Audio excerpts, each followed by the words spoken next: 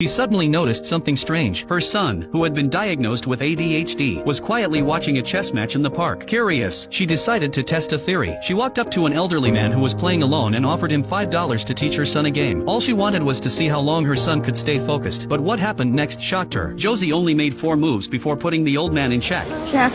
She couldn't believe it. This was the very first time her son had ever played chess. Could he be a genius? Eager to find out, she waited for the outcome. But the old man suddenly got stubborn. He refused to admit defeat. Instead, he insisted he had actually won. Yet little Josie didn't argue. He simply said, "Thank you," and walked away. Back home, she couldn't wait to see more. She asked her husband to play against Josie. At first, Dad was full of confidence. He thought there was no way he'd lose to a kid. But an hour later, his face was frozen. Not only did he lose badly, he had only managed to take 1 piece from Josie's side. And the most shocking part? Josie was in the bathtub the entire time, playing blindfolded without ever seeing the board. That was the moment George realized his son's talent was real. The next day, he brought Josie to a chess club to sign him up. But the club was full of top-level players. No coach wanted to waste time on a 7-year-old, so George decided to take him home. As they were leaving, he noticed Josie playing chess in the lobby. The match was intense. Each player was moving at lightning speed, barely a second between turns. And then Josie won. His opponent froze, stunned he'd just lost to a 7-year-old. From that day on, George took Josie to the park to play every afternoon. Josie was happy. He made friends. Life felt good. Until one day, a renowned chess master named Bruce came looking for them. That's when George found out. The player Josie had beaten that day wasn't just anyone. He was the national champion. Bruce was so impressed. He offered to coach Josie at half price. But George hesitated. He had tried so many hobbies with his son before. None of them lasted. Thanks to Josie's lack of focus, he didn't want to get his hopes up again. But Bruce refused to give up. He followed them home and gave Josie a few simple tests. Then he told George with certainty, "Your son doesn't have ADHD. He just thinks faster than other kids. That's why he seems impatient." He promised to bring out Josie's full potential. Hearing that, George paid the tuition without hesitation. 1 month later, he brought Josie to his first official tournament. But before it even began, something felt off. The referees weren't focused on the kids. They were yelling at the parents. No shouting, no trash talk, no staring each other down. George was confused until the game started, while Josie was quietly focused. His opponent's parents were openly glaring at George. And then chaos broke out. 2 parents started arguing. One had scratched his ear. The other thought it was a secret signal. As a result, all the parents were kicked out of the hall. The kids loved it. They clapped and laughed. But the parents? They were locked in a side room pacing, praying, panicking. George stared at the rankings on the wall. Josie was winning every round. Soon, other parents started coming over, pretending to make small talk, but clearly fishing for information. That fired up George's competitive side. During the final match, Josie and his opponent were locked in a dead heat. But off the board, the real showdown was between the 2 dads. Every time a piece was captured, someone would run back with updates. Josie just lost a pawn. George tried not to show emotion. The other dad actually came over and said, "Don't worry, your son will pull through." He even gave George a reassuring pat on the shoulder. But minutes later, Josie won. George held back a smile, walked over, and gently patted the other dad on the shoulder. "You did great," he said, then turned around, grinning from ear to ear. He couldn't hide it anymore. That swagger stayed with him the whole way home. Even on the train, he was still radiating pride. And when Josie fell asleep, George quietly took out the championship trophy. He held it, smiled, and finally let the joy sink in. From then on, George took Josie to every tournament he could find. Trophy after trophy, Josie filled his father's heart with pride. George got used to media interviews. He even started to enjoy the way other parents looked at him with awe and just a little envy. But at a school meeting, his bubble burst. The teacher spoke gently, but her message was clear. Josie was missing too much school. His grades were slipping, and he was falling behind socially. George was furious. "I know how to raise my own son. He's not even 8, and he's already surpassed everything I've ever accomplished. Do you even realize how ridiculous your doubts sound?" That night, he talked to Josie about transferring to a new school, one with better resources and actual chess classes. Josie avoided eye contact. He forced a smile, said, "Whatever you think is best." Days later, Josie asked a question. "What if I lose?" George used to say, "Winning isn't everything." But now, he looked his son in the eye and said, "You won't. They're all afraid of you." The next day, George waited as usual for good news. But this time, the outcome wasn't what he expected, and it would change everything.